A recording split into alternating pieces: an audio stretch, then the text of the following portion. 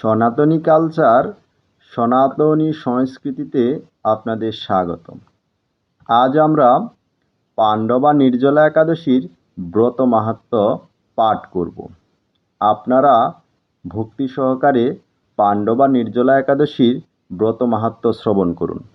পাণ্ডবা নির্জলা একাদশীর ব্রত মাহাত্ম্য ভক্তি সহকারে শ্রবণ করলে শ্রী শ্রী বৈকুণ্ঠ ধাম প্রাপ্ত হন। তো চলুন শুরু করা যাক। জ্যৈষ্ঠ মাসের শুক্লপক্ষের এই নির্জলা একাদশী ব্রত সম্পর্কে ব্রহ্মবৈবর্ত পুরাণে শ্রী ভীমসেন ব্যাস সংবাদে বর্ণিত হয়েছে। মহারাজ যুধিষ্ঠির বললেন, হে জনার্দন, আমি অপরা একাদশীর সমস্ত মাহাত্ম্য শ্রবণ করলাম। এখন জ্যৈষ্ঠ শুক্লপক্ষের একাদশীর নাম ও মাহাত্ম্য কৃপাপূর্বক আমার কাছে বর্ণনা করুন। শ্রীকৃষ্ণ বললেন, এই একাদশীর কথা মহর্ষি ব্যাসদেব বর্ণনা করবেন, কেননা তিনি সর্বশাস্ত্রের অর্থ ও তত্ত্ব পূর্ণরূপে জানেন। রাজা যুধিষ্ঠির ব্যাসদেবকে বললেন, হে মহর্ষি দ্বৈপায়ন, আমি মানুষের লৌকিক ধর্ম এবং জ্ঞানকাণ্ডের বিষয়ে অনেক শ্রবণ করেছি। আপনি যথাযথভাবে ভক্তি বিষয়নী কিছু ধর্মকথা এখন আমায় বর্ণনা করুন।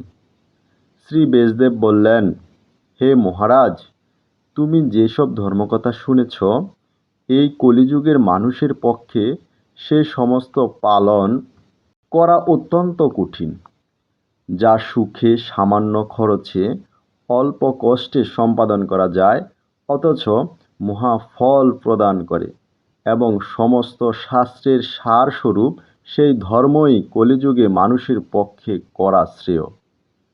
সেই ধর্মকথাই এখন আপনার কাছে বলছি। উভয় পক্ষের একাদশী দিনে ভোজন না করে উপবাস ব্রত পালন করবে।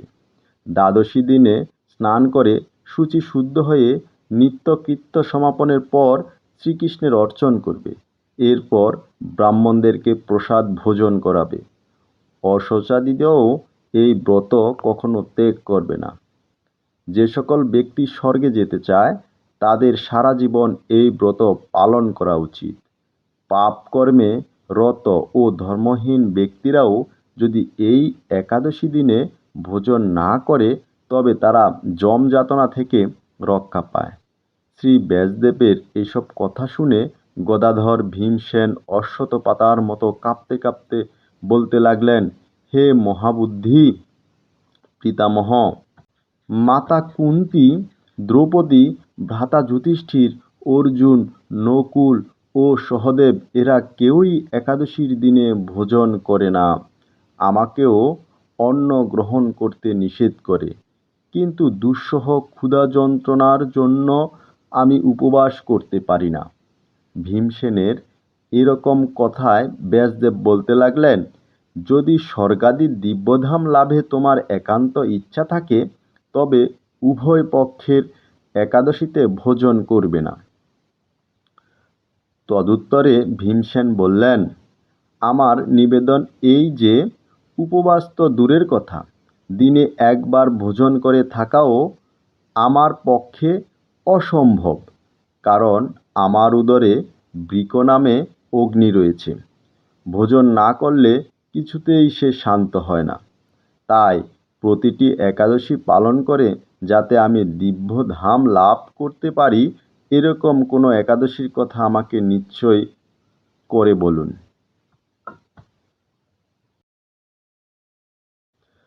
তখন ব্যাসদেব বললেন, জ্যৈষ্ঠ মাসের শুক্লপক্ষের একাদশী তিথিতে জলপান পর্যন্ত না করে সম্পূর্ণ উপবাস থাকবে, তবে আচমনে দোষ হবে না। ওই দিন অন্নাদি গ্রহণ করলে ব্রত ভঙ্গ হয়। একাদশীর দিন সূর্যোদয় থেকে দ্বাদশীর দিন সূর্যাস্ত পর্যন্ত জলপান বর্জন করলে অনায়াসে 12টি একাদশীর ফল লাভ হয়। বছরের অন্যান্য একাদশী পালনে অজান্তে যদি কখনো ব্রতভঙ্গ হয়ে যায়, তাহলে এই একটি মাত্র একাদশী পালনে সেই সব দোষ দূর হয়। দ্বাদশী দিনে ব্রাহ্ম মুহূর্তে স্নানাদি কার্য সমাপ্ত করে শ্রীহরির পূজা করবে। সদাচারী ব্রাহ্মণদের বস্ত্রাদি দানসহ ভোজন করিয়ে আত্মীয় স্বজন সঙ্গে নিয়ে নিজে ভোজন করবে। এরূপ একাদশী ব্রত পালনে যে প্রকার পুণ্য সঞ্চিত হয়, এখন তা শ্রবণ করো। সারা বছরের সমস্ত একাদশীর ফলই এই একটি মাত্র ব্রত উপবাসে লাভ করা যায়। শঙ্খ চক্র গদা পদ্মধারী ভগবান শ্রীকৃষ্ণ আমাকে বলেছেন, বৈদিক ও লৌকিক সমস্ত ধর্ম পরিত্যাগ করে যারা একমাত্র আমার শরণাপন্ন হয়ে এই নির্জলা একাদশী ব্রত পালন করে তারা সর্বপাপ মুক্ত হয়। বিশেষত কলিযুগে ধন সম্পদ দানের মাধ্যমে সদ্গতি বা স্মার্ত সংস্কারের মাধ্যমেও যথার্থ কল্যাণ লাভ হয় না।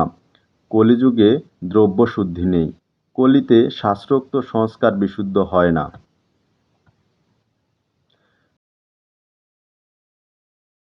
তাই বৈদিক ধর্ম কখনো সুসম্পন্ন হতে পারে না। হে ভীমসেন, তোমাকে বহু কথা বলার আরও প্রয়োজন কি? তুমি উভয় পক্ষের একাদশীতে ভোজন করবে না। যদি তাতে অসমর্থ হও, তবে জ্যৈষ্ঠ মাসের শুক্ল পক্ষের একাদশীতে অবশ্যই নির্জলা উপবাস করবে।